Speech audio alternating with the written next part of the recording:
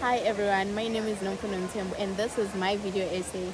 Are you one of the students who likes injustice in the education system? Then tag along with me to break down the hashtag Everything Must Fall documentary using the principle of group dynamics.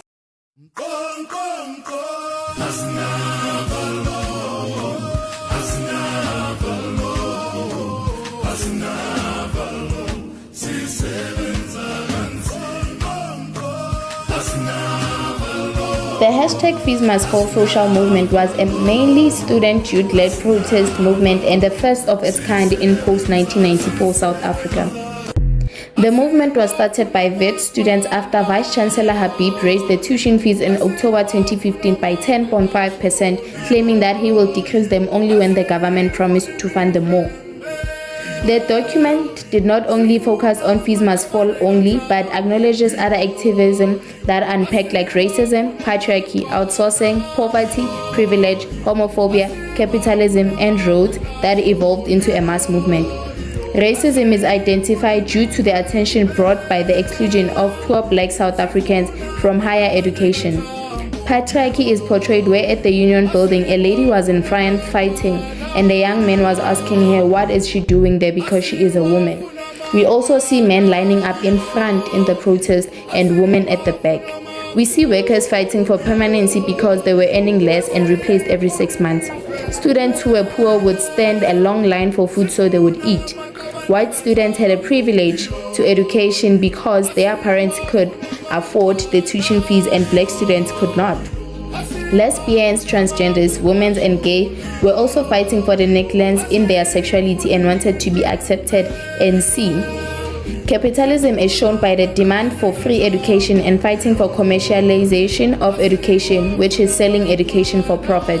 And lastly, the removal of Rhodes statue is signifying the colonization of education.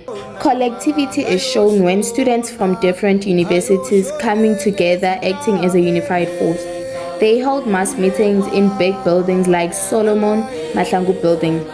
They protested to the Union Building to demand 0% fee increase to their tuition fees.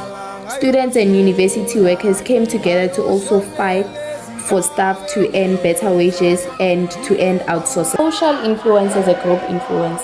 Students use social media as tool for awareness and collective discourses.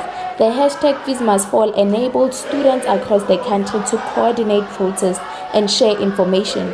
Students utilized mainstream media and social media networks such as Facebook and Twitter to mobilize each other across universities. Feminist and queer activism influenced the movement to not only focus on economic inequality but also patriarchy within the movement.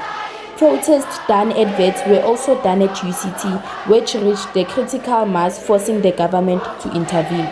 Minister of Higher Education, late Zimande, and President Jacob Zuma showed legitimate power. They had the right to call off the universities for their rising tuition fees, but instead, Mr. Blade Zimande played a blind eye to the matter, and Jacob Zuma, instead of coming to the Union Building to address the students, he addressed through the media that there will not be other tuition fees added to the tuition fees that are already there, instead of decreasing the tuition fee. In response to that, disruptive power is shown when students striked, did shutdowns, and occupying administrative buildings, challenging the power of the university management. They suspended academic programs, forcing the management and government to negotiate. Mbogoto movement, a black feminist group, challenged the pushing of women to the edge by the society, challenging power dynamics and patriarchal silence of women.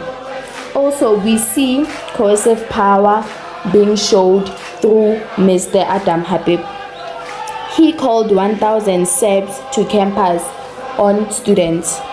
The movement was a form of social cohesion driven by the purpose of free decolonized education.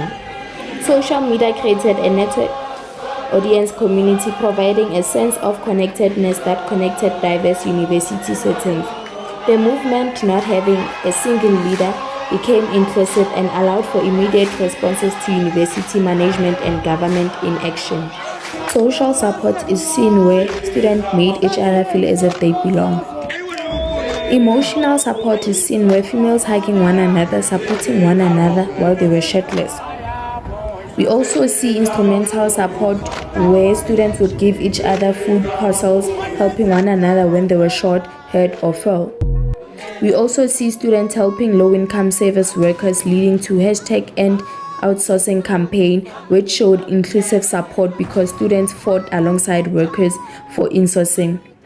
Also, the priest providing refuge to students when police were chasing them and catching the rubber bullet for them showed instrumental support.